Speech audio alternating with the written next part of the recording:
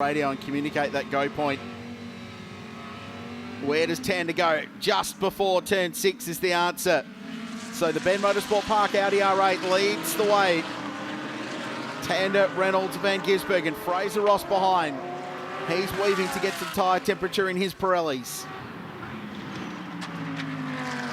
You hear the car bottoming out over the bumps there at turn 1. The front splitter dragging on the ground. Open, and he still hangs on to second place. So Brad Schumacher continues to lead the way. We're racing towards the Pro-Am pit stops here at Sandown. Schumacher, Talbot and Brooks, the battle for second and third here in GT World Challenge Australia.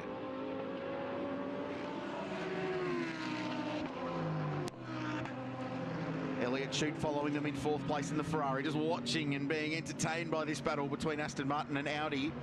And Sergio Perez will be talking up his stop at his line. He's all good. Busy behind once again. Feeney just struggling slightly to stay with the leaders. And he's got Jackson Evans choked up behind him. And down the inside, Jamie Day put a big speculator up the inside of Ryan Wood and got it done. There was a little bump and run on the exit, but the Aston Martin goes up a spot. Ryan Wood hip and shoulder down a position. The Audi back in the clutches now of Alex Peroni. Yeah, I was just about to say Alex Peroni now right on the tail of Ryan Wood. That was we saw that in the radicals. Slow out of turn 5 as the safety car accelerated away. That's the scene down at Team BRM who are running this car. Marcus Koch there, who's the engineer of that car, and Mark Brundle, team owner of BRM. Team you've had some success driving for in S5000 open wheelers, some wins in the Gold Star, which was a very, very cool moment. They just can't catch a break at the moment, can they, this team? Phillip Island, they got a penalty for jumping the rear maybe of that Mercedes. Is that Peter Hackett? Who is that that's slowing? Get a shot of that. In the meantime, Tim Miles has picked up a spot there. Is it? We need to confirm it is. Which car is that? It does look like the Peter Hackett car. You are right. Left rear puncture, potentially. Now, was there contact between those two going into 4 for that to happen? Was the Rosser car on the outside? Hard to tell. Wouldn't have thought he ran over any debris in the first half of the lap, but that is tough, and that is able to make that dive. Equally, Lucas Auer doesn't want to commit to a move that's not going to work and risk finishing or get a penalty. He wants to either bank second place points unless a move is definitely on for the lead. So here, is it going to be a win? It will be the first for Marvin Kirchhofer, the first for Benji Goethe, coming up towards the timing line once again. And now over the line goes Kirchhofer in that McLaren. Lucas Auer behind him in second spot. The margin, 0.3 of a second last time around. It's got Gracie back to third. It's Ferraris 1 and 2 now. Mostert and Evans around goes Rene Gracie. I was going to say, Jackson wasting no time. The Aston behind as well. Drama's up ahead here too, is there? You can see, I think that's that might be Mark Sini, is it? I'm trying to pick the car there. Yep, and Ben Sheets in the numbers. In the background, in the foreground was Gary Higgin, who were talking yesterday, I think won KFC Franchisee of the Year when they had their big conference here on the Gold Coast in the past week. What do you reckon they have for lunch down there?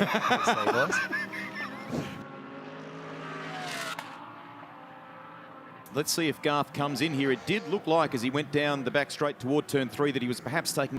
Team BRM doing a fantastic job getting that car fixed. Had to replace the radiator and a fair bit in the front end. I think the suspension was okay, but a lot of mucking around, just trying to get that car back together. Rear engine, so thankfully no damage there, but plenty of pace early on in this race. And the beauty for him is that he's got brand new tyres because he didn't take part in qualifying, and that's really starting to show. So if he can clear Donaldson, he'll be in the top 6, and then up ahead will be purely... For about 30 years in various categories.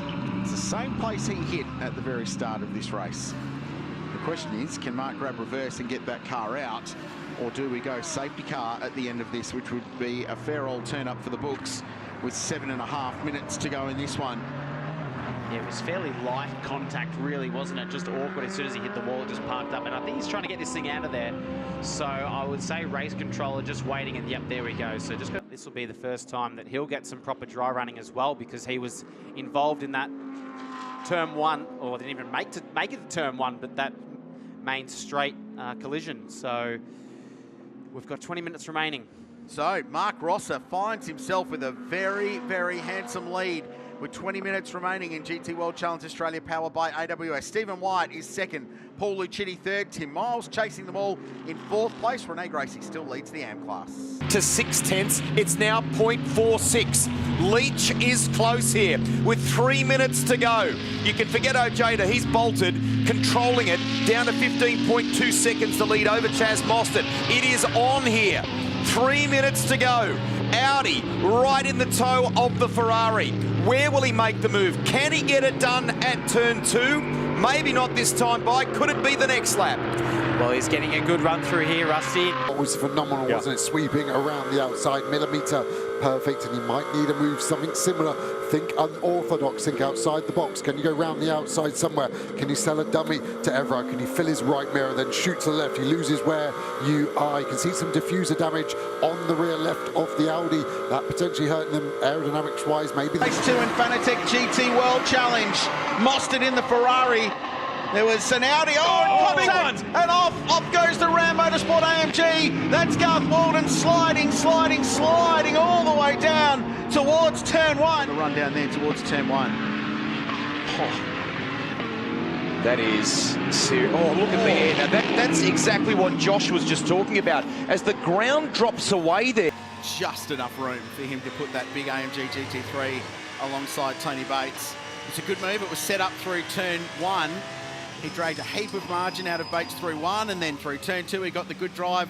That forced Bates to go defensive on the run down to 3. The move ultimately done all the way around the corner. So that's one of the great things about this place, and has always been at Queensland Raceway since it opened in 90. Around there, and Jamie Day just put the car in the perfect position. Great defensive driving from him, and he said, no way are you going around the outside of me here. We've just seen on our timing screen a 5-second penalty for car 77 Jordan Love for pit lane speed infringement. They're the little 1% you hate to have, don't you? We just saw a shot of Stephen White watching on from pit lane. Oh, he's made a mistake, Jamie Day. He runs. And if I'm Holdsworth, it's a question of where could I look at trying to put a move on Ojeda.